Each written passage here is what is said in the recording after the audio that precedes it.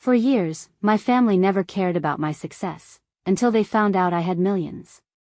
Suddenly, I was being guilt-tripped, manipulated, and pressured to share my wealth.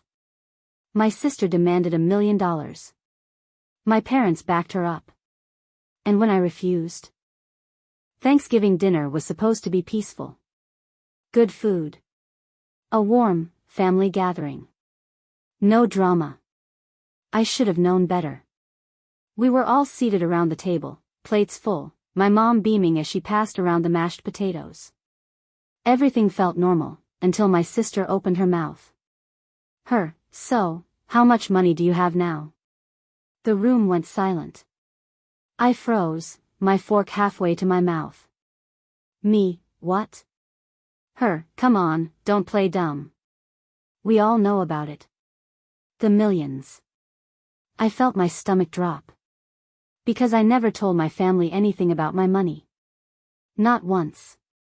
And now, everyone was staring at me. My dad. My cousins. My aunts and uncles. Even my mom put down her glass of wine, suddenly interested. Me, where did you hear that? Smirking, you really think you could hide something like that? News travels, you know. My mind raced. I had been so careful. No social media flexing. No extravagant purchases. I kept my life private for a reason. But somehow, they knew. And judging by the greedy glint in my sister's eyes, this was only the beginning. I wasn't born rich. Growing up, my family struggled. Bills were always late, dinners were simple, and a vacation meant staying at a cheap motel an hour away. Money was tight, and we all knew it. That's why, when I finally made something of myself, I kept it quiet. So how did I get the money? Simple. Hard work. Smart decisions. And a little bit of luck. A few years ago, I started investing. Nothing crazy at first, just small amounts into stocks, crypto, startups. I spent months reading, learning, watching markets. Then, one day, I made a move. I put money into a tiny tech company no one had heard of.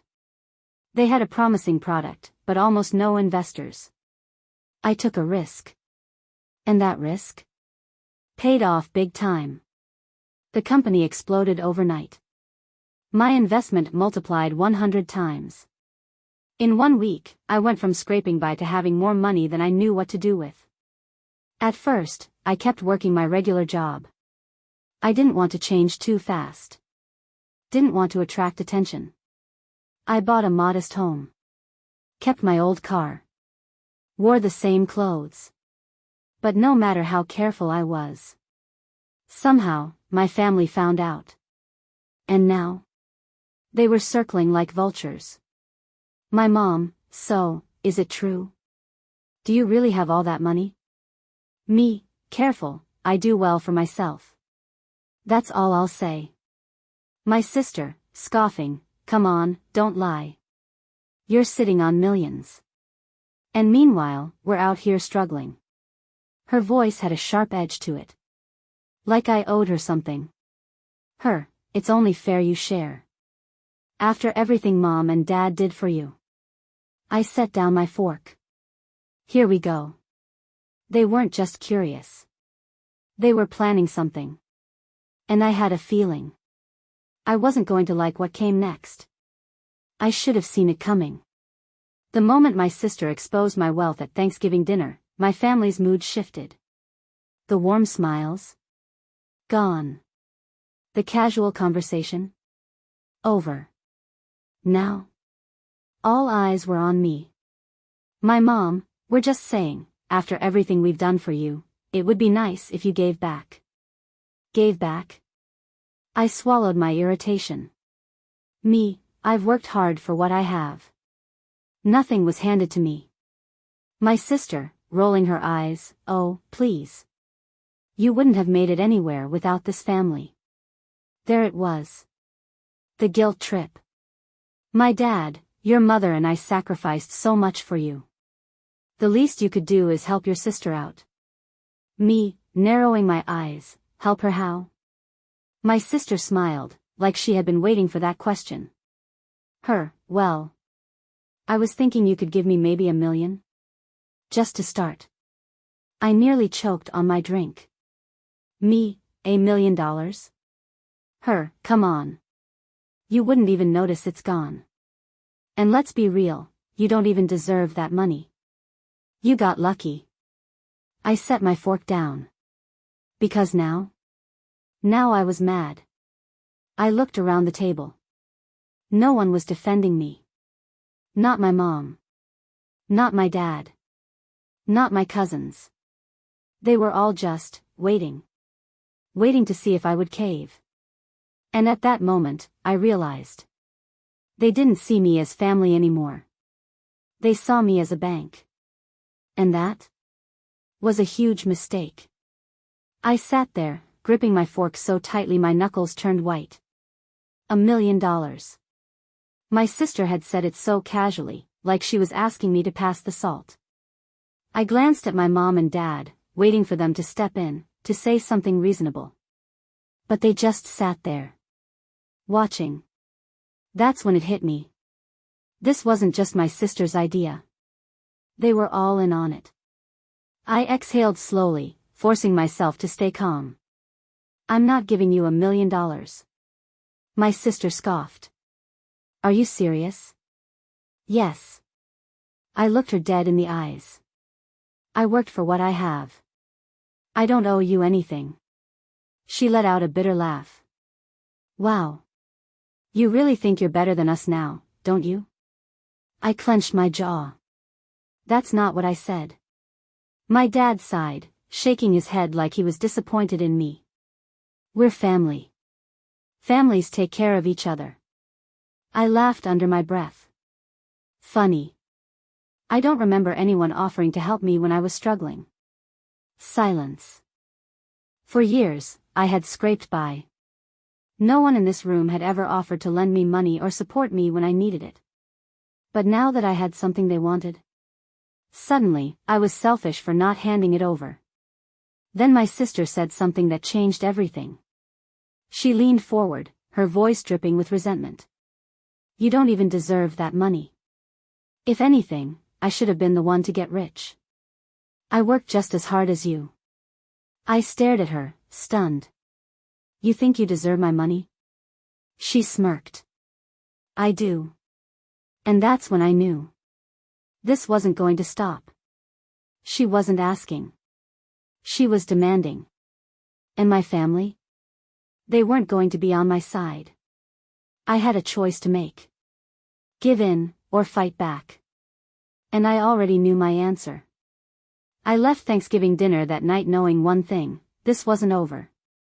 My sister didn't just think she deserved my money. She was angry that she didn't have it. And my parents? They weren't exactly arguing with her. For the next few days, I tried to shake it off. I kept my distance, ignored their calls, and went on with my life. Then my mom showed up at my door. She stood there, looking tired, her hands wringing in that dramatic way she always did when she wanted sympathy. Can we talk? I let her in. She sat down on my couch, sighing deeply. I don't want this to become a fight, but your sister is struggling. You have more than enough to help. I crossed my arms. She has a job. She has a house. What exactly is she struggling with? Mom gave me a tired smile, like I was a child who just didn't understand the world. She's not struggling now. But don't you think she could be? Life is unpredictable. You could change her life with one gesture. I stared at her, realization sinking in. She put you up to this, didn't she? My mother hesitated for only a second before saying, she just wants what's fair. That word. Fair. Like I had cheated my way into wealth. Like I had done something wrong by succeeding. I stood up. No. I'm not giving her my money. And I don't want to talk about this again. Mom's lips pressed into a thin line. She looked at me with something I hadn't expected. Not disappointment. Not sadness.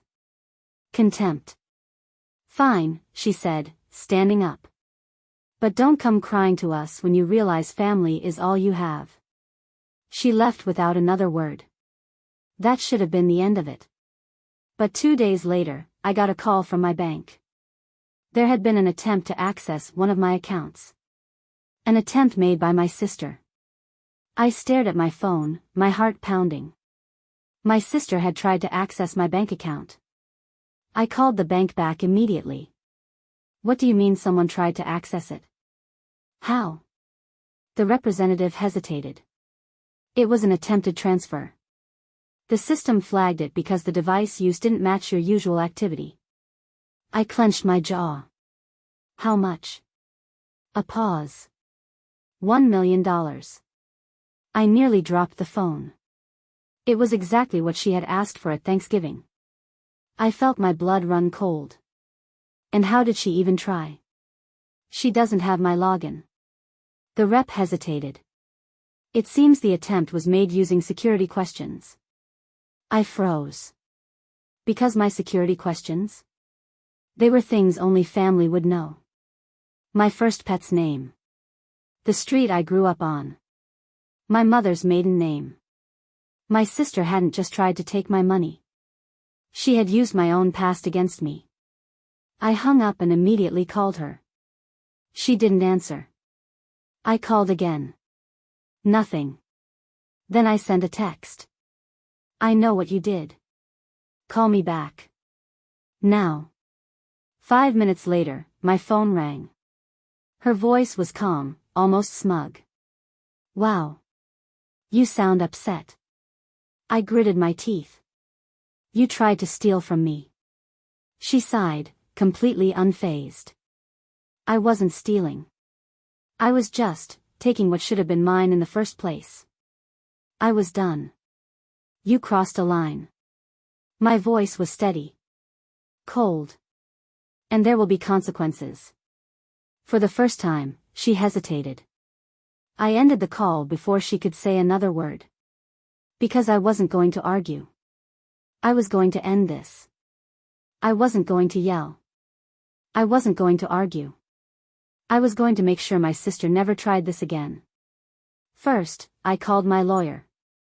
I explained everything, the Thanksgiving dinner, the guilt trips, and now the attempted theft. He didn't hesitate. We can take legal action. At the very least, a cease and desist. Maybe even fraud charges. I exhaled. Do it. Next, I called the bank.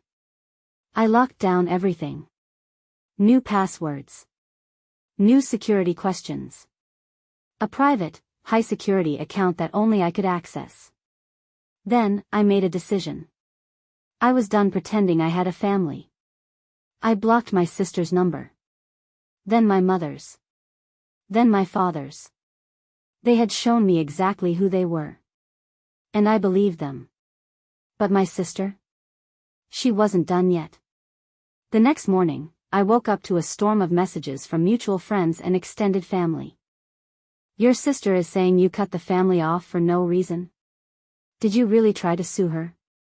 What's going on? Your mom is crying, saying she doesn't understand why you're doing this. I clenched my jaw.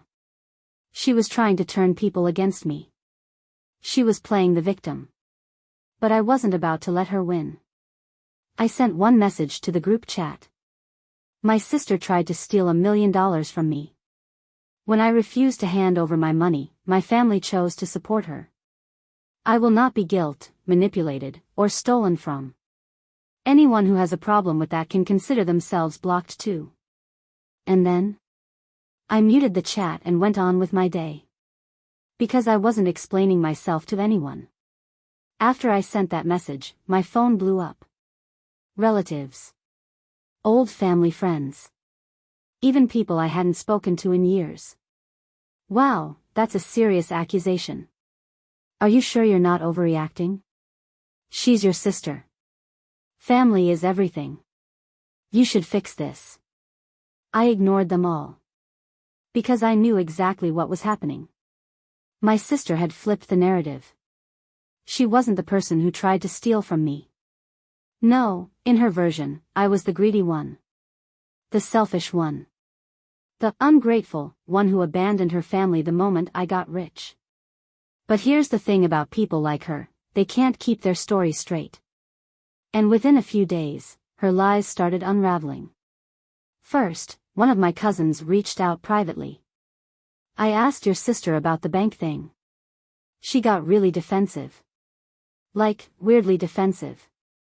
Then, another message from an old friend. Your mom told everyone you cut them off, but she left out the part where your sister tried to take your money. People started putting the pieces together. And one by one, the calls stopped. By the end of the week, I was left with silence. No more accusations. No more guilt trips. Just peace. And as for my sister? She was finally realizing that she had burned every bridge. Because the next message I got was from her. Can we talk? I stared at the screen. After everything she had done, she had the audacity to ask for a conversation? I smiled to myself. Because I already knew exactly what I was going to say. I stared at my phone.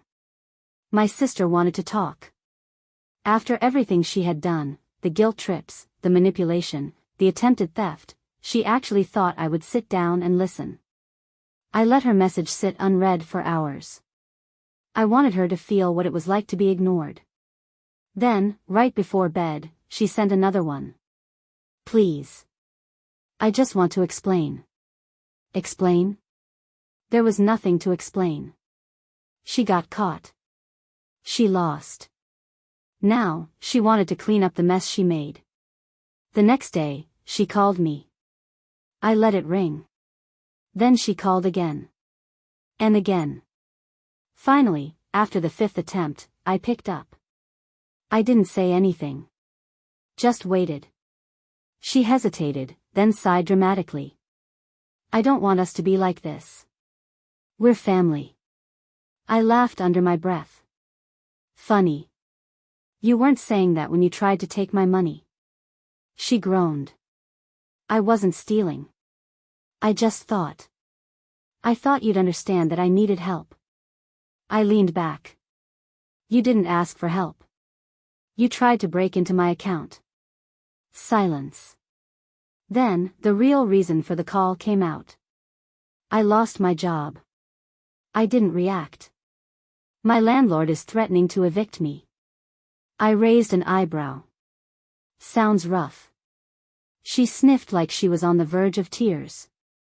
I don't have anyone else. That's when I realized something. She didn't actually feel bad. She wasn't sorry. She was desperate. And I was her last option. I exhaled slowly. That's not my problem. Her voice cracked. So that's it? You're just going to let me suffer? I smiled. Exactly. And then? I hung up. That was the last time I spoke to my sister. After I hung up, she sent a few more messages. More guilt, more begging, more empty promises to change. I ignored them all. Then, after a few days, she stopped trying. Because she finally realized I wasn't coming back. And my parents? At first, they were still on her side.